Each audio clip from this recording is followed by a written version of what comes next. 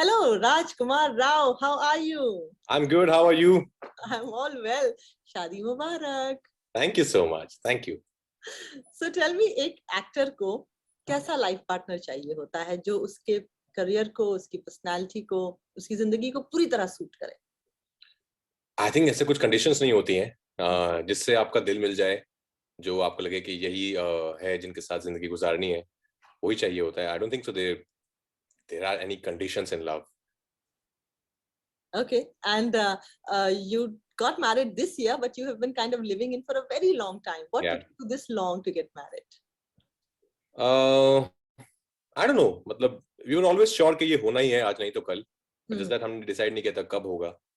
And just that एक दिन हमको लगा कि अभी सही वक्त है और हमें कर लेना चाहिए, तो हमने कर लिया. Okay, and two people who are both in performing arts, both are trained actors and good actors and aspiring to do good work in the field of acting. How do they make a very good couple? What are the things they need to care about in a relationship? Well, we trust each other. We are more than anything. We are also best friends. So we love each other's company a lot. Although when we are there, we really don't need anyone. We can go on holidays all alone. We can be just at home, all by ourselves. We can share also silences together. So I think just that's the only thing I think that's needed. Lovely. And as Rumi said, let there be space in togetherness. So you have the right amount of space when you're working for a couple of weeks or months while you're away. So great. All the best for a beautiful married life ahead. Thank you so much.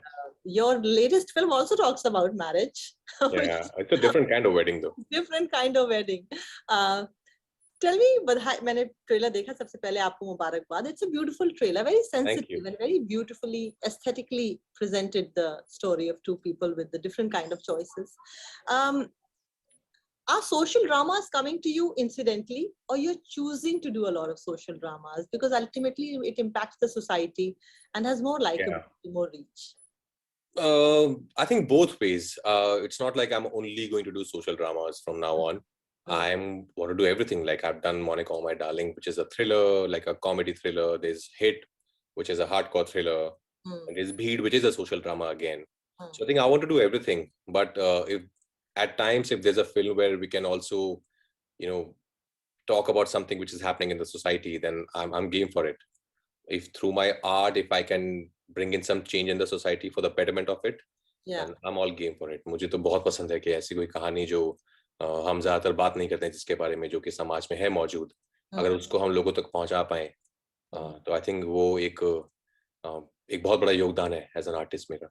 That's true. And art imitates life and life imitates art. There was a time, Raj, when people with a different attitude towards marriage and whose preferences were different were not portrayed beautifully or decently on screen.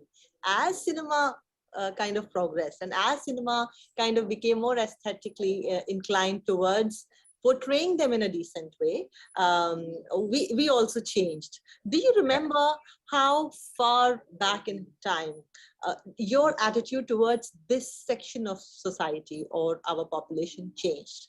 Was your thinking about them the same way as you think about them right now, or you also had a moment of transition? No, I was always a very sensitive boy, and I was always socially very aware.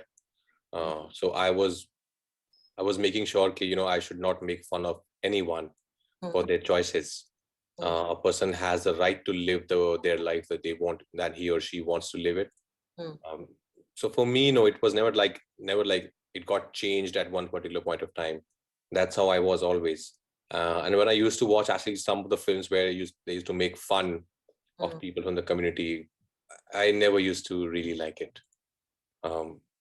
That's why I was pretty sure that whenever I would do a character of this sort, of something or somebody especially from the community, so I'm never gonna do anything or say anything which would hurt someone's sentiments. And likewise, Harsh, our director, and Bhumi, we all are very responsible people.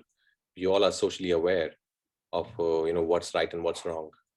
That's true. And with men, we have seen already in Aligarh, you were a part of Aligarh, that helped us change a lot in the way we look at homosexual men. But this time it is also women who are coming out in the open. And this is maybe for the first time that in a massy film, in a big commercial film, we are talking about the problems that women also face if they have a different kind of a preference. And this time, both of you, the man and the woman, both of them together kind of give it a double effect, right? Yeah. Yeah, the credit goes to Harsh and our writers, Akshat and Suman. They wrote this beautiful story, and they wrote it with so much of sensitivity and with so much of detail. In the writing process also, they involved a lot of people from the community. They were making them read the script, the different drafts, and taking their feedback. So we made sure that nothing should go wrong. If there's any human error, of course, knowingly we would never do that.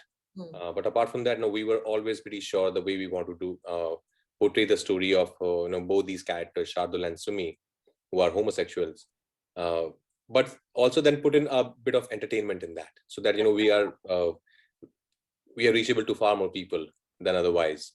And that's how Harsh sees life. He finds humor in everything. That's his voice, the kind of cinema Rishida used to make, or Basuda used to make, or Sai Paranjpe ma'am used to make. They would talk about something very important, but they would tell these stories with a bit of humor in it.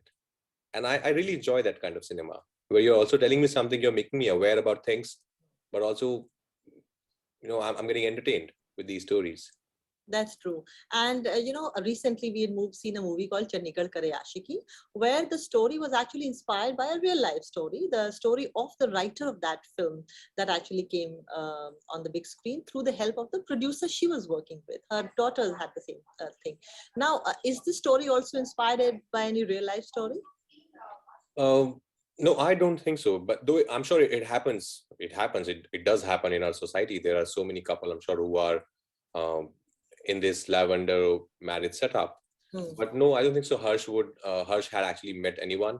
He heard about them through his friends who are from the community, because they, of course, were aware and knew about these couples. But he personally never met anyone. Also, if you are in a lavender wedding, it's the whole point of you being in a lavender wedding is that you don't want to come out. You don't want to, talk to people and for anyone to know. But he got to know them through his friends from the community, and that's what I was saying. The writing process actually almost took around 2.5-3 years, because he was making sure that everything should go right. Right. So you just mentioned a word called lavender wedding. Elaborate. Well, lavender wedding is, when you get under an arrangement or a setup where because of the societal pressure or the family pressure, you are not being able to come out. And you're not really, because you know that society or the families might not accept you the way you are, because your sexual preference is different from theirs.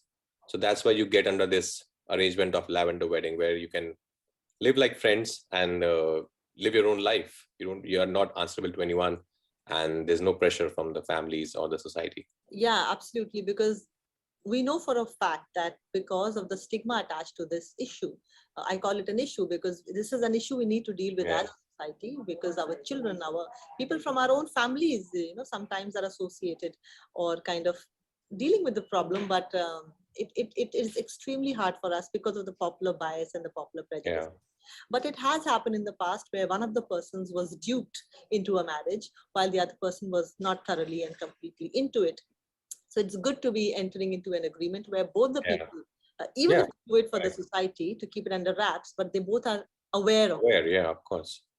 When you got the script, Raj, and you get a script like this, where you have to deal with the demons of the society, and especially this issue, I know a lot of people who have been fighting a very long battle, 20 years, 30 years, 40 years, deal with it on multiple levels, psychologically, emotionally, financially as well. What are the nuances that you had to keep in mind? Well, the most important thing that we were very sure of, that we wanted to break the stereotypes. The way we've been showing people from the community in our films, not anymore, but earlier, was either they would be from a particular profession, either they would be designer or something designer like that. And makeup so, artist. So Harsh made Shardul a police officer, a cop, and Sumi is a PT teacher. Yeah. And then the body language. So we were pretty sure that these are the things that we don't want to do anything which has been done to death, or which is just sometimes which is just only present in films and not in real life. So Harsh wanted to break that stereotype. He was very, very sure of that. And also the sensitive side of it, the trailer is very funny, and there's a lot of humor in the film. There's a lot of comedy, but also it's very sensitive in nature. There are moments, there are scenes where, I'm pretty sure that your heart will melt, your heart will break for these two people, and you'll go back home thinking about these two and the struggle that they're facing in their lives. It looks very hunky-dory. It looks very funny. They're having fun. They're goofballs, especially Shardole is such a goofball. But there's so much more happening in his life. Him being gay is just a part of his life. That's not what he is. That is not his identity. Yeah. There's much more to him that he's dealing with, be it on a professional level, be it on a personal side, be it with the family and his friends. There's so much more happening to him. So I think that way, Badhaai is a very different take on the LGBTQ community, the kind of films we have seen about people from the community.